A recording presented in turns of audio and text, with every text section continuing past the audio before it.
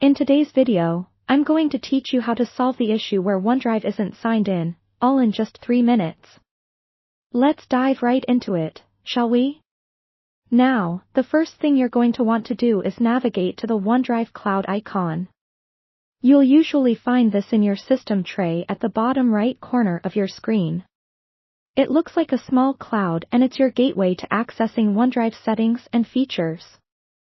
Spotting this icon is the first step in troubleshooting your sign-in problems, so keep an eye out for it. Once you've found the icon, go ahead and give it a click to open up its context menu. You'll see a variety of options, but what you want to do next is click on Settings. This will open a new window featuring numerous choices for managing how OneDrive operates. Within this settings menu, find the Pause Syncing option. By choosing this, we're crucially preparing to reset OneDrive's processes without risking any loss of data during our troubleshooting. After you've paused syncing, the next task is to quit OneDrive. Return once more to that same OneDrive cloud icon we visited earlier. Click on it again, and this time, select Quit OneDrive from the menu. You might be prompted to confirm your choice, and it's important to do so. We need OneDrive to fully shut down, ensuring everything stops running completely before we proceed to the next stage.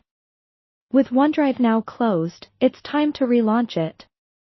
Head over to your Start menu and type in OneDrive to bring up the application. Click on it to launch it again. Once it opens, you'll be prompted to sign in. Here, make sure you enter your credentials correctly to ensure a smooth reconnection. Now, if relaunching OneDrive and signing in doesn't resolve the problem, don't worry, we have another approach to try. Go to your device's credential manager in the control panel.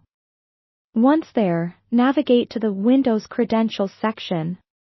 Here, search for any credentials related to OneDrive and remove them.